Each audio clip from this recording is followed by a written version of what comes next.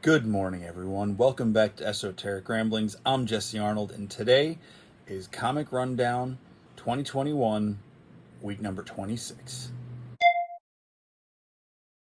Everybody, welcome back to the channel. Thanks for joining me today. It is Wednesday, June 30th, week 26 of New Comic Book Day, Comic Rundown 2021, and we are halfway through the year. So it has been a huge year so far. Definitely compared to last year when we had a couple of months of no new comics for a while because of shutdown and everything. But here we are, we're back, and I think comics are booming. There's tons of great stuff out this week. Of course, this is just a selection of what I get. This is not necessarily encompassing everything that is out. So if you're tuning in for the first time, I run through my collection or my purchases this week in alphabetical order. Number one's first, then alphabetical order, and then I do my pick of the week for the cover and my top three. I have been reading comics for 30 years and collecting for 30 years. I don't know everything about comics. Even the stuff I've been reading that whole time, like X-Men are my favorite characters. I am in no way considering myself like an expert or someone who knows everything, because there's so much I don't know, so much that changes that I've forgotten or missed or whatever. But I enjoy it. That's my whole point in doing these videos, is I really like talking about these things because I just love comics and I love the medium, I love the storytelling, I love the art, and the creativity that goes behind all the aspects of it. So we'll do that. But first, I want to comment on my shirt. This was purchased on TeePublic from my friend and coworker Luke at my full-time job. He's a great, talented artist, and he has set his own TeePublic site up. And I saw this one, and I really wanted to get it. It's called Bonehead. It is available on his TeePublic site. If you want to, you can follow him over on Instagram at Art by Lucas, and I'll put a link in the description bar if you want to check out his TeePublic store. It's a lot of cool designs. Some of them are based, I believe, some of them are based on a podcast that he's doing stuff for. A lot of it's just his own creativity. So, so check it out. He just did a new one, Cheetah playing a keytar called Cheetar. Which I will probably be getting one of those down the road myself as well. So go check out Art by Lucas on Instagram and his TeePublic page, which I will have a link in my description for this video. I don't have very many purple shirts, so I picked purple. You get to pick your options, and I thought that looked really good with the colors on the design. So there it is. Check out Luke's art, and yeah. All right, we're going to jump right into new comics this week. First up are two number ones from Vault Comics, who has been just cranking out tons of really great stuff. I think between them and Aftershock, they're kind of like the new and upcoming like Image Comics as far as like the kind of stuff they put out and the quality. Like, they do some really good stuff. But the first issue of Barbaric is out this week, and this was great. This was a lot of fun. I really enjoyed the artwork in it. The basic premise is it is a barbarian, a la Conan, but he's got this mystical axe, this magic axe, cursed axe, whatever you want to call it, that forces him to do good. If he's asked for help, he must fulfill the vow. It's great. The axe talks to him, which apparently no one else can hear, and because everybody keeps asking him if he's talking to his axe, and it's fantastic. It was such a fun issue. I cannot wait to read the next one. This was a lot of fun. It kind of spoofs on some of your Conan tropes and your typical just like barbaric adventure things. It's great. Another new number one is of the miniseries The United States of Captain America. This issue was really cool. It's been the most fun I've had reading a Captain America comic in a while. It's just great, and check out this awesome cover. Alex Ross. Nice gatefold there, or wraparound, whatever you want to call it. it's exploring the idea that there are people across the country who are inspired by Cap to stand up against the wrongs, as he's kind of contemplating whether or not he is doing good in the world. So yeah, it was a really cool issue. I really enjoyed it, and I can't wait to see where the rest of the series goes as we meet new people who may or may not be superheroes trying to do the right thing under the banner of Captain America. All right. Depending on how you do your alphabet, this might come later, but because it's an Amazing Spider-Man issue, the giant size does not get the alphabet rating in my mind, so this is Amazing Spider-Man, giant size Chameleon Conspiracy #1. What was it? Most of the Spider-Man books that are not the main series, like there was the one with the Sin Eater, and one of the last ones with the King's Ransom, they tied directly into the story. So you definitely need to pick this up if you're reading regular Amazing Spider-Man. It is definitely the next chapter and a huge part of, if not the conclusion of, the Chameleon Conspiracy. I don't know if it's the end. I can't remember if the next issue of regular Amazing Spider-Man might wrap that story up. But you definitely want to check this out. It's definitely worthwhile. Up next, Cable 11, the kind of culmination of what the story has been building to, and I believe this is the final issue of this series before it switches into Cable Forever when that starts coming out. Chip Zdarsky and Mike Hawthorne bring us Daredevil issue 31. So it's a new storyline. Well, a new shift in the storyline, but continuing the same thing. This was a really great issue. Mike Hawthorne really killed it on the artwork in this. I've been really enjoying Marco Cicchetto's artwork on this, but Mike Hawthorne killed this issue. Absolutely amazing. Really great issue. Eternals #5. This one seems to really kind of pull this first story arc together. Yeah, I was really excited reading this issue. It's still a little dense, a little complicated, a little more headier than most of the other Marvel comics, but that's okay. It's from Kieran Gillen, and that is kind of right up his wheelhouse. So, up next, I can't show you the cover for this because for some reason our shop only got the unrated covers.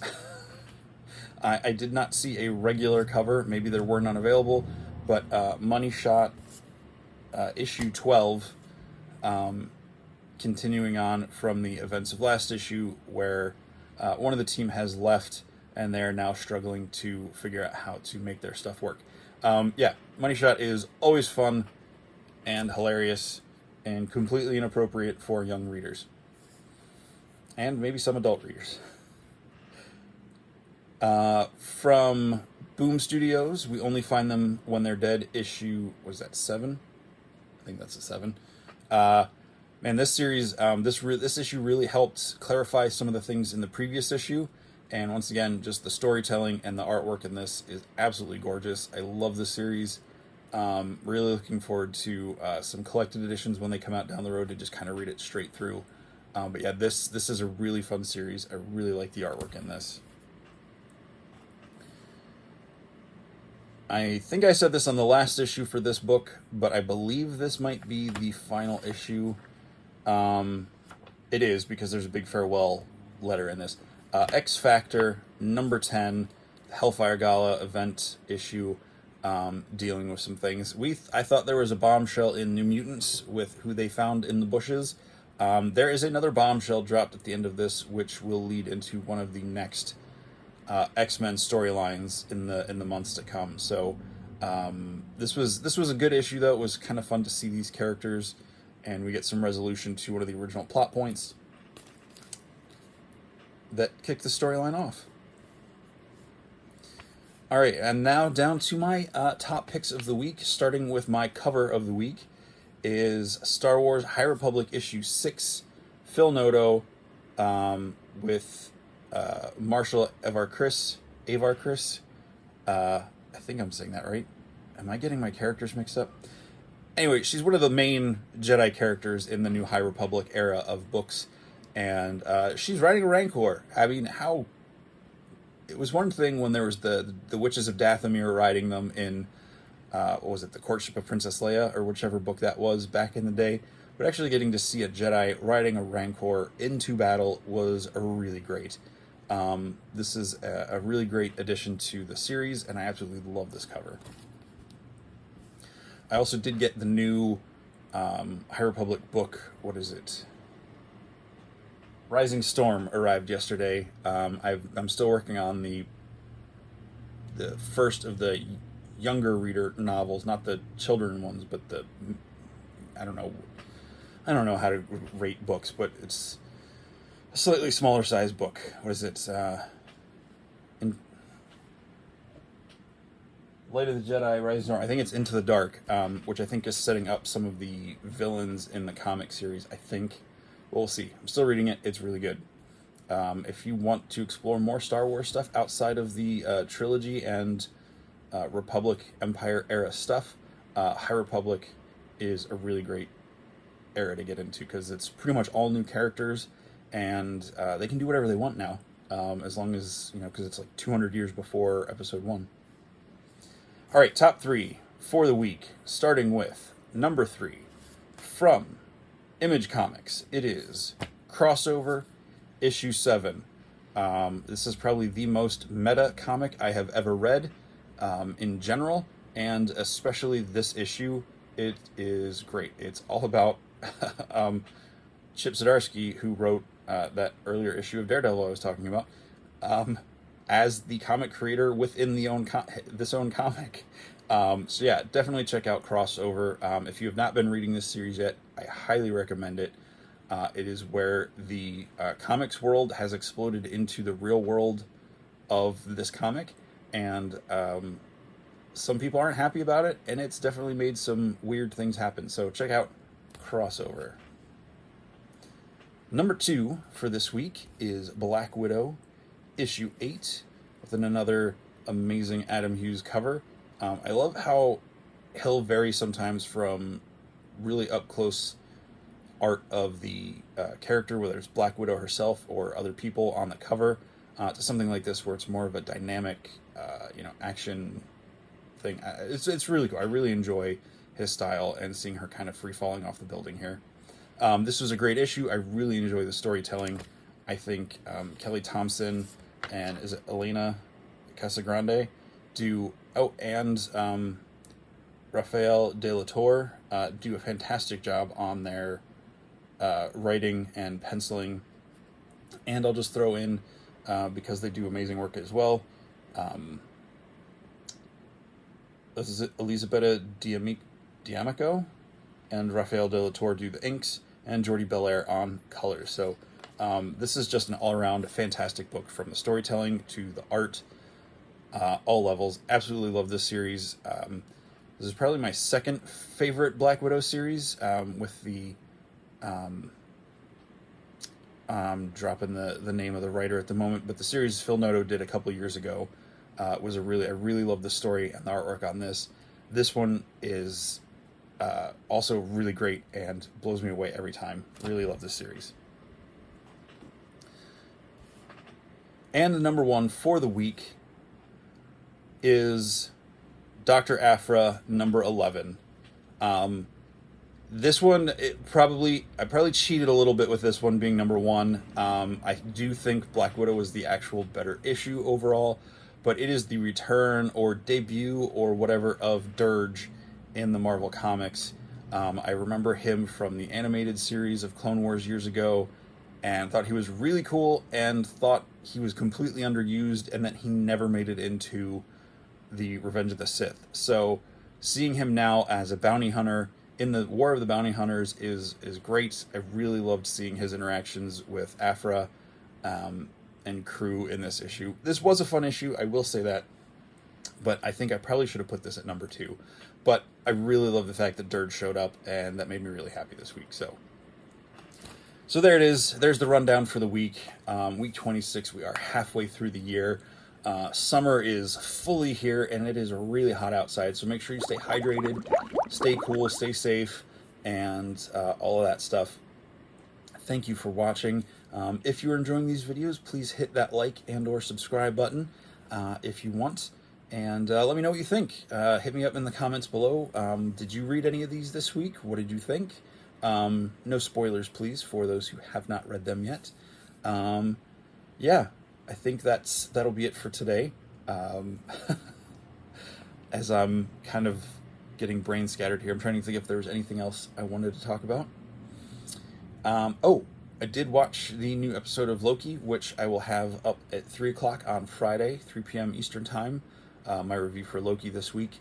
It is a great episode. That's all I'll say. And for those of you who are watching this before Friday, I don't know what Friday has to do with it, but there is a mid/post credit scene, whichever you want to call it. It's after the normal, the detailed credits, with the background footage and everything. There is a cutscene before they get to just like the technical credits at the end of the episode. So make sure you stay and watch that. It was a really good episode. I really liked it. I think it threw another big twist into everything, and I'm really excited to see how the series plays out. Yeah. So let's see. So I'll have that and Bad Batch on Friday this week. This coming Monday will be another toy haul something or other. I don't know exactly what I'll do on Monday. Wednesday will, of course, be new comics, and next Friday will be Loki and Bad Batch again. But Black Widow will be out next Friday, so I'll be watching that for the following Monday's movie Monday Madness. So, all right, I'm rambling on enough, even though that's the name of what I do. I'm going to get going. So thanks for watching once again, and as always, ramble on.